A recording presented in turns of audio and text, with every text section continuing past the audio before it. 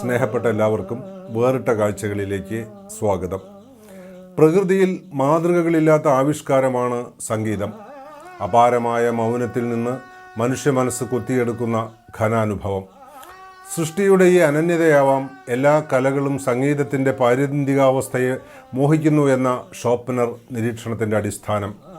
കാലത്തെ ശബ്ദമാത്രകളായി അപനിർമ്മിക്കുകയും പുനർനിർമ്മിക്കുകയും ചെയ്യുന്ന സംഗീത കല അനന്തമായ ആവർത്തന സാധ്യതയുടേതാണ്.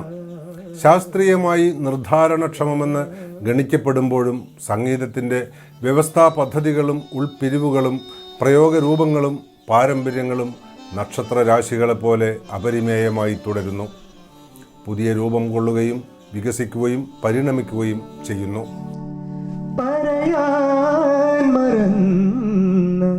പരിഭവങ്ങൾ പറയാൻ മറന്ന പരിഭവങ്ങൾ വിരഹാർദ്രമാളോർക്കെ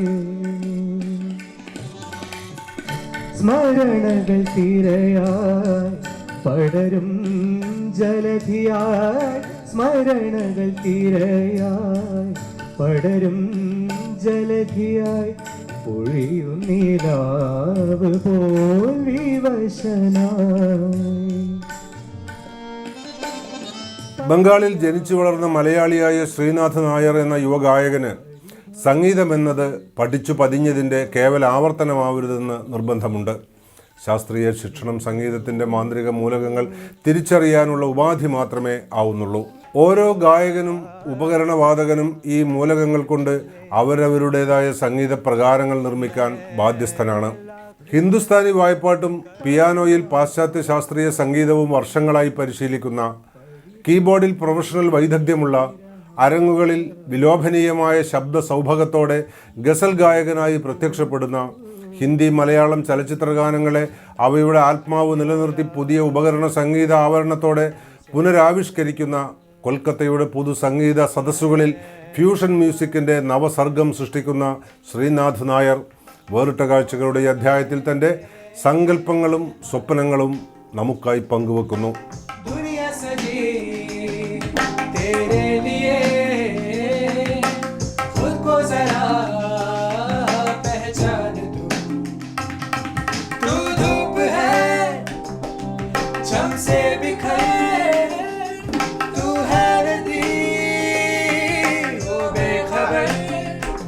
ഞാൻ പിയാനോ പഠിക്കുന്നുണ്ട്, വെസ്റ്റേൺ ക്ലാസിക്കൽ മ്യൂസിക് പിയാനോ.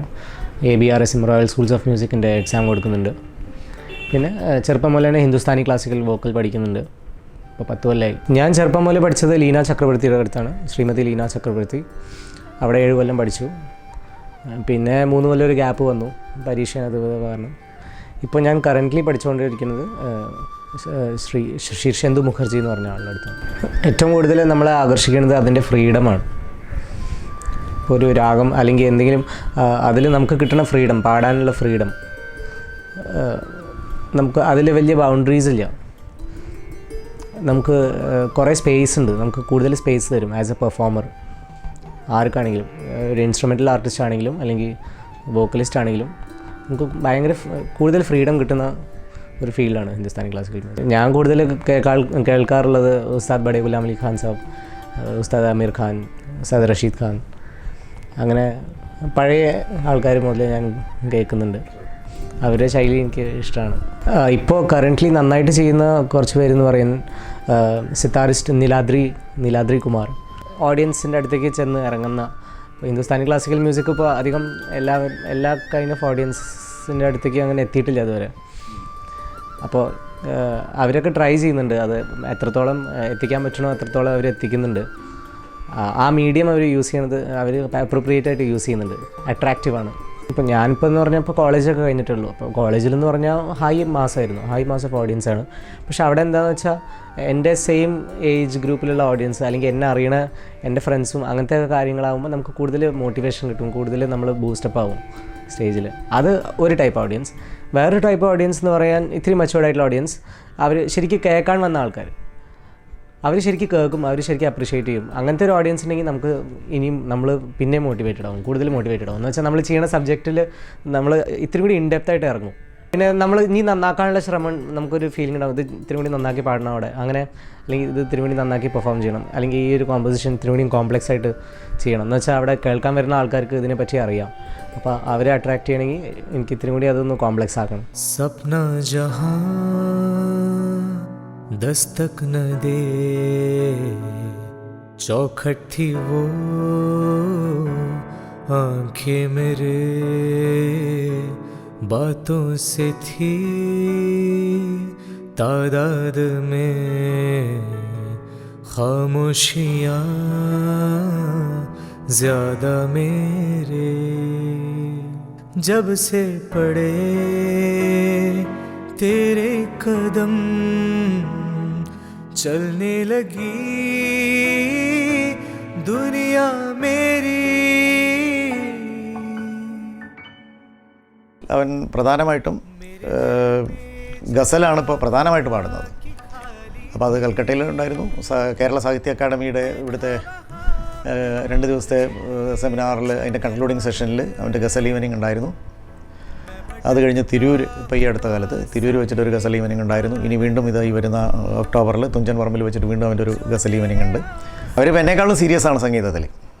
എന്നെ സംബന്ധിച്ചിടത്തോളം സംഗീതം ഒരു ലഹരിയാണെങ്കിൽ അവർ എന്നേക്കാൾ കൂടുതൽ പ്രാക്ടിക്കലാണ്.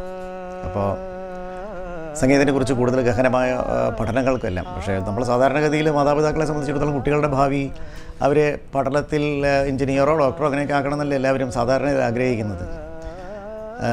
പക്ഷേ ഇവർക്ക് അങ്ങനെയുള്ള താല്പര്യങ്ങളും ഇല്ല. അപ്പം ഞാനും അവരുടെ വഴിക്ക് തന്നെയാണ് വിട്ടിട്ടുള്ളത്. അവരെല്ലാവരും സംഗീതത്തിൽ തന്നെയാണ്. ഇവരെ വേറെ ഒരു തരത്തിൽ ഇപ്പോൾ നമുക്ക് ഇപ്പോൾ ഇവിടെ ഒരുപാട് ബാൻഡ്സ് ഉണ്ട് അല്ലെങ്കിൽ അത്, പക്ഷെ ഒരുപാട് മ്യൂസിക്കിനെ പറ്റി ഒരുപാട് ഗ്രാഹ്യമില്ലാത്ത ആൾക്കാരും ഇന്ന് ഒരുപാട് അതിനെപ്പറ്റി പറയുകയും സ്മാർട്ടായിട്ടുള്ളവർ കൂടുതൽ ഒരു എന്താ പറയുന്നത് കാണിക്കുകയും അല്ലെങ്കിൽ അങ്ങനെ ചെയ്യുന്ന ഒരു കാലഘട്ടമാണ് കമേഴ്ഷ്യലാക്കപ്പെടുന്ന. പക്ഷെ ആ സമയത്ത് ഇവർ വളരെ സട്ടിലായിട്ട് അതിനെ ഹാൻഡിൽ ചെയ്യുന്നു, അല്ലെങ്കിൽ ഒരു ചെറിയ സക്സസ് കിട്ടുന്നു. ഞാൻ കുട്ടനൊപ്പം ഞാൻ അവരുടെ കോളേജിലെ പ്രോഗ്രാമിനൊക്കെ പോയിരുന്നു. അപ്പോൾ അവിടെ കിട്ടിയൊരു റിസപ്ഷൻ എന്ന് പറഞ്ഞാലും ഭയങ്കരമാണ്. അവിടുത്തെ കുട്ടികളെ ഒരുപാട് കോളേജസിൽ നിന്ന് വന്നിട്ടുള്ളൊരു ഫെസ്റ്റായിരുന്നു അത്. അപ്പോൾ അതിൽ കുട്ടൻ പെർഫോം ചെയ്തപ്പോൾ കിട്ടിയൊരു റിസപ്ഷൻ ഒന്നുകൂടി കോളേജിൽ പഠിക്കാൻ പറ്റിയിരുന്നെങ്കിൽ, അതും പാട്ടും കൂടി അറിയാമായിരുന്നെങ്കിൽ ഞാനൊക്കെ ആരാമായിരുന്നു നമുക്ക് തോന്നിപ്പോയില്ല. അപ്പോൾ അങ്ങനെ ഒരു അസൂയ തോന്നുന്നൊരു മൊമെൻ്റ് ആയിരുന്നു അത്. ചന്ദനമണിവാതിൽ പാതി ചാരി ഹിന്ദോളം കണ്ണിൽ തിരയിളക്കി, ശൃംഗാര ചന്ദ്രികയെ നീരാടി നീ നിൽക്കെ, എന്തായിരുന്നു മനസ്സിൽ. ചന്ദനമണിവാതിൽ പാതി ചാരി ഹിന്ദോളം കണ്ണിൽ തിരയിളക്കി, ശൃംഗാര ചന്ദ്രികയെ നീരാടി നീ നിൽക്കെ, എന്തായിരുന്നു മനസ്സിൽ. തിരൂർക്കാരൻ പെരിയങ്ങാട്ട് വേണുഗോപാലിൻ്റെയും ഇന്ദിരയുടെയും മകൻ ശ്രീനാഥിൽ സംഗീതം ഒരു യാദൃശ്ചികതയല്ല. ഗായകനും കീബോർഡിസ്റ്റും ഹാർമോണിയം തബലവാദകനുമാണ് വേണുഗോപാൽ. ഇന്ദിര പാട്ടുകാരി. മൂത്ത മകൾ അശ്വതി നായർ പ്രൊഫഷണൽ ഗായികയും രവീന്ദ്രഭാരതി സർവകലാശാലയുടെ സംഗീത ബിരുദധാരിണിയുമാണ്.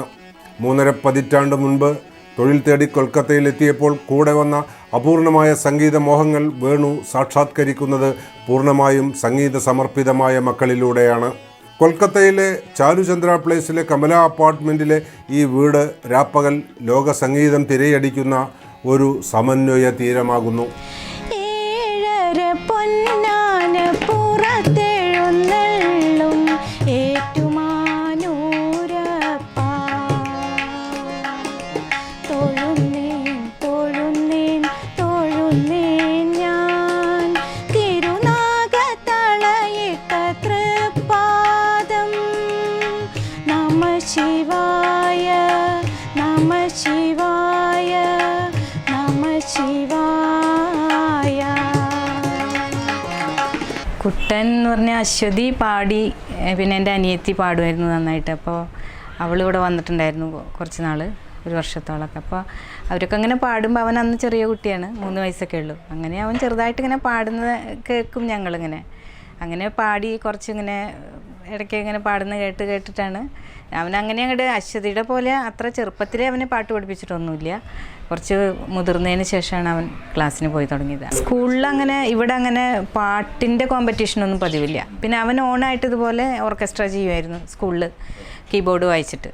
പിന്നെ അതിൻ്റെ ഒപ്പം അവൻ തന്നെ പാടും.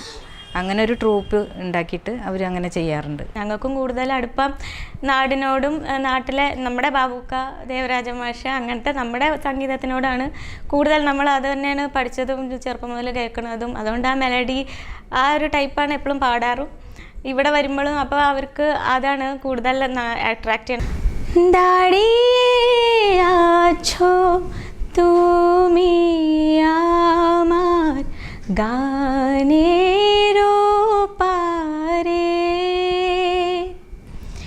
ഡാഡി ആഛോ തുമി ആമാർ ഗാനേരോ പാരേ. എന്നെ സംബന്ധിച്ച് പറയുകയാണെങ്കിൽ ഞാൻ എൻ്റെ ഹോംവർക്ക് സ്വന്തമായിട്ടാണ് ചെയ്തത്. എൻ്റെ സ്വന്തം റിസർച്ചിൽ ഉണ്ടായിട്ടുള്ളതാണ് എൻ്റെ മ്യൂസിക് കൂടുതലും. ഞാൻ ചെറുപ്പം മുതൽ തന്നെ ഞാൻ ആദ്യം പഠിക്കാൻ തുടങ്ങിയത് കീബോർഡായിരുന്നു. പക്ഷെ അത് ഒരു കണക്കിന് നടന്നില്ല, ശരിക്കും നടന്നില്ല. ലേണിംഗ് പ്രോസസ്സ് ശരിയായിരുന്നില്ല. അപ്പോൾ ഒരു സ്ഥലത്ത് വെച്ച് എനിക്ക് നിർത്തേണ്ടി വന്നു. പിന്നെ അച്ഛൻ ചെറുതായിട്ട് വായിക്കും. അപ്പോൾ ഞാൻ പിന്നെ ആ സമയത്ത് വോക്കൽ പഠിച്ചുകൊണ്ടിരിക്കുകയായിരുന്നു, ഹിന്ദുസ്ഥാനി ക്ലാസിക്കൽ വോക്കൽ പഠിച്ചുകൊണ്ടിരിക്കുകയായിരുന്നു. അപ്പോൾ അത് ഞാൻ സ്വന്തമായിട്ട് തന്നെ അതിൻ്റെ ഓരോ സ്വരങ്ങളും അലങ്കാരങ്ങളൊക്കെ കീബോർഡിൽ പ്രാക്ടീസ് ചെയ്യാൻ തുടങ്ങി.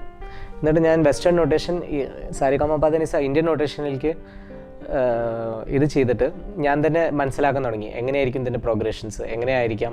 അങ്ങനെ സ്വന്തം തന്നെ ഇരുന്ന് റിസർച്ച് ചെയ്തിട്ടാണ് നമുക്കൊരു ഐഡിയ, ഒരു സ്ട്രക്ചർ ഞാൻ ഉണ്ടാക്കി, ഒരു ബേസിക് ഫ്രെയിം വർക്ക് ഉണ്ടാക്കി. ഏതൊരു പാട്ടിനെ ജഡ്ജ് ചെയ്യാൻ അല്ലെങ്കിൽ ഏതൊരു പാട്ടിനെ എങ്ങനെയാണ് നമ്മളത് മനസ്സിലാക്കുക, അതിൻ്റെ ഒരു ജഡ്ജ്മെൻറ്റൽ പവർ ഞാൻ സ്വന്തം തന്നെ ഉണ്ടാക്കി. വേണുവേട്ടന് എന്ത് ഒരു കാലഘട്ടത്തിൽ പഠിക്കാൻ കഴിയാതെ പോയോ, യഥാർത്ഥത്തിൽ എന്തറിയാൻ കഴിയാതെ പോയോ, ഇതിൻ്റെ ഇഷ്ടമൊക്കെ ഉണ്ടായിരുന്നെങ്കിലും അടിസ്ഥാനപരമായിട്ട് ഈ സംഗീതം എവിടെ നിന്നാണോ ഹിന്ദുസ്ഥാനി നമ്മൾ ഉൾക്കൊള്ളുന്നത് ആ നാട്ടിൽ അതിൻ്റെ ഏറ്റവും മേൽത്തട്ടിൽ നിൽക്കുന്ന രീതിയിൽ അതിനെ നൽകാൻ കഴിയുന്ന നോർത്ത് ഇന്ത്യയിലെ കൽക്കത്തയിൽ എത്തിപ്പെട്ടപ്പോൾ വേണുവേട്ടൻ മക്കളെ ഏറ്റവും നല്ല അധ്യാപകരുടെ കയ്യിൽ എത്തിക്കുകയാണ് സംഗീതം പഠിക്കാൻ.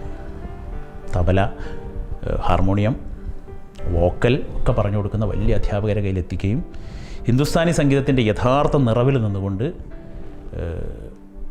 മകൾ പിന്നെ അതിനുശേഷം കല്യാണമൊക്കെ കഴിഞ്ഞ് പോയെങ്കിൽ പോലും അശ്വതിക്ക് ശേഷം ശ്രീനാഥ് ആ സംഗീതത്തിൻ്റെ ഒരു നിറവിൽ നിന്നുകൊണ്ട് തൻ്റെ പഠനം തുടരുകയും ഇപ്പോൾ ശ്രീനാഥ് ഹാർമോണിയത്തിലോ തൻ്റെ തൊണ്ടയിലോ വരുത്തുന്ന സംഗതികൾ കേട്ട് മനസ്സ് നിറയുകയാണ് നമുക്ക്. हो सावन बे तो जाए पेहरवा, सावन बे तो जाए पेहरवा, मन मेरा घबराए, मन मेरा घबराए. പ്രശസ്ത ഹാർമോണിസ്റ്റ് മുഹമ്മദ് സലീമിൻ്റെയും ഗായിക ലൈല സലീമിൻ്റെയും മകൻ തബലവാദകൻ സെമീൽ ഭിക്കാനി തബലയിൽ ഉപരിപഠനത്തിനായി കൊൽക്കത്തയിൽ എത്തിയത് ശ്രീനാഥിൻ്റെ സംഗീത പരീക്ഷണങ്ങളെ ഉത്തേജിതമാക്കി. ആ പാരസ്പര്യം ഒട്ടേറെ അപൂർവ ആശയങ്ങളെ ആവിഷ്കാരക്ഷമമാക്കി. ഒരു പുതിയ മ്യൂസിക് ബാൻഡ് സംഘാടനത്തിലാണ് ഈ ചെറുപ്പക്കാർ ഇപ്പോൾ.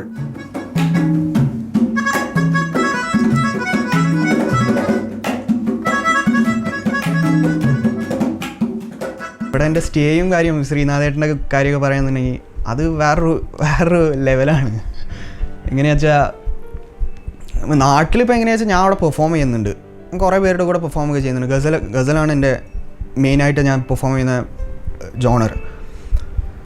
പക്ഷേ അവിടെ ഇപ്പോൾ കുറേ പേരുടെ കൂടെ ഗസലിന് വായിക്കുന്നുണ്ട്, പെർഫോം ചെയ്യുന്നുണ്ട്, അതൊക്കെ ഉണ്ട്.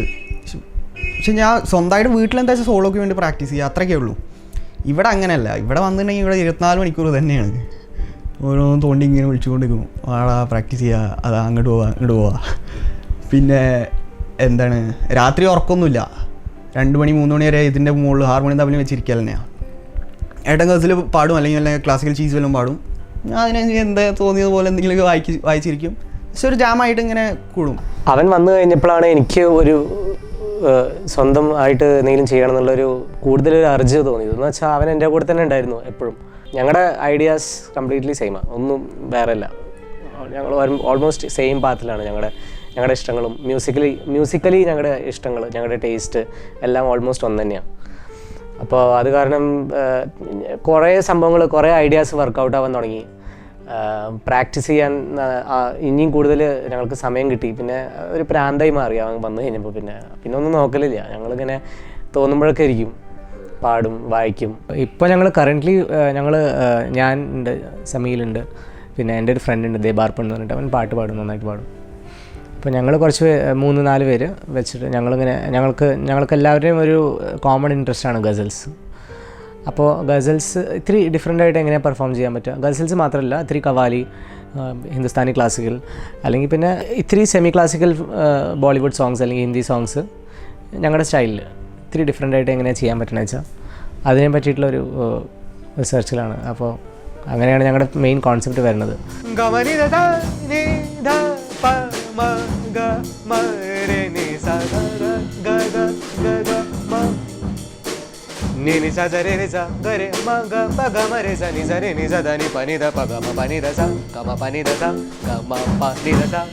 ലോകത്തിലെ ഒരു സംഗീതധാരയും ഒരു സംഗീതകാരന് അന്യമാകരുത് എന്നതാണ് ശ്രീനാഥിൻ്റെ മതം.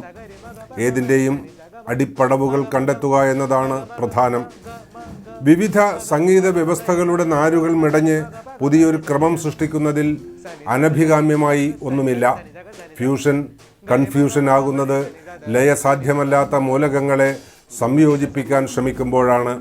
മറിച്ച് ശുദ്ധ സംഗീതത്തിൻ്റെ ചരിത്രം തന്നെ ഓരോ സംഗീത പദ്ധതിയുടെയും പുറത്തുനിന്ന് വന്ന ആശയങ്ങളുടെയും അനുഭവങ്ങളുടെയും പ്രയോഗ ചരിത്രമാണെന്ന് ശ്രീനാഥ് മനസ്സിലാക്കുന്നു.